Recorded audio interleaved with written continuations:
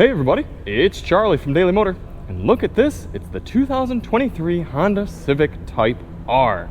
We are so excited to be able to bring you a little bit of a studio preview here before we know really all too much about the car. We don't have any detailed specs, we haven't driven it on the road, but we can at least show you what it looks like and show you how much better and all the improvements upon the outgoing Civic Type R. First things first, this is going to be the most powerful Honda vehicle sold in North America ever. It's going to be more powerful than the previous Civic Type R, more powerful than any sort of Ridgeline, Passport, truck, anything they've made before. This is going to be it, and it all starts with this 2-liter turbocharged Type R motor right here.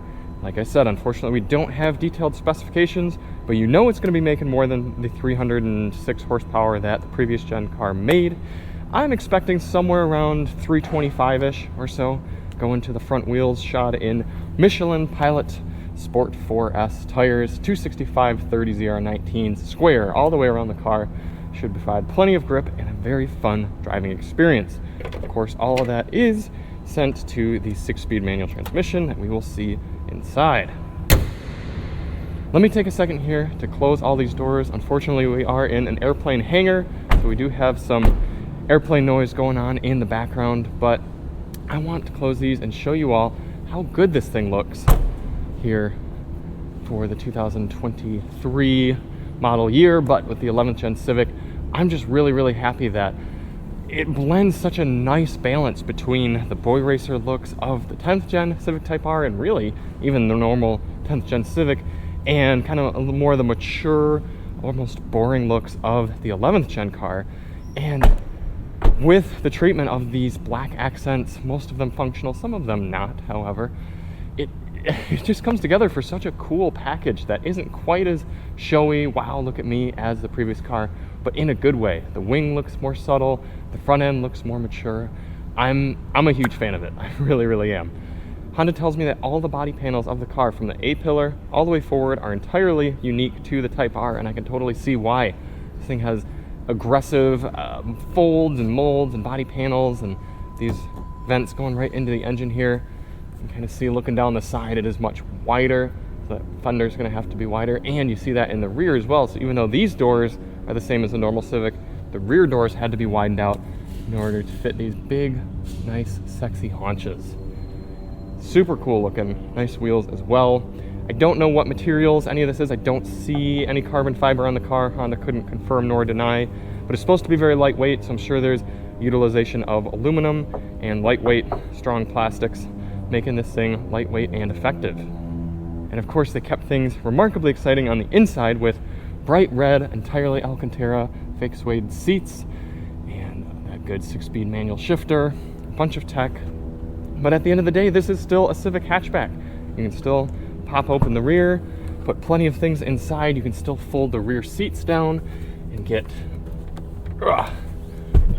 plenty of storage space. Heck, you could probably even lay down back there if you really wanted to. No sort of spare, obviously, just some tire inflation kits and fix-a-flat stuff, if you will. Still 3 exhaust pipes. Still got the middle one with a baffle in there that will open up in the plus R mode, making this thing sound properly good. I really wish we could start it up, but we'll have to do that in a future video. And I just love these taillights as well. Very cool design, looking nice. I've always been a fan of the Civic hatch. I mean, it's the Civic itself is Daily Motor Car of the Year for 2021, so this is just icing on the cake to get such a cool Type R model coming out later this year. Fold this seat up, and you get a remarkably usable rear seat. I will say there is no 5th seat here, nothing to flip down, just some cup holders. So you can only take 4 individuals in your Type R legally, but close this door, and it's a Civic. I've still got plenty of knee room, plenty of headroom. I'm comfortable back here. You could take 4 people in comfort on a trip in this car, which I would be looking forward to doing.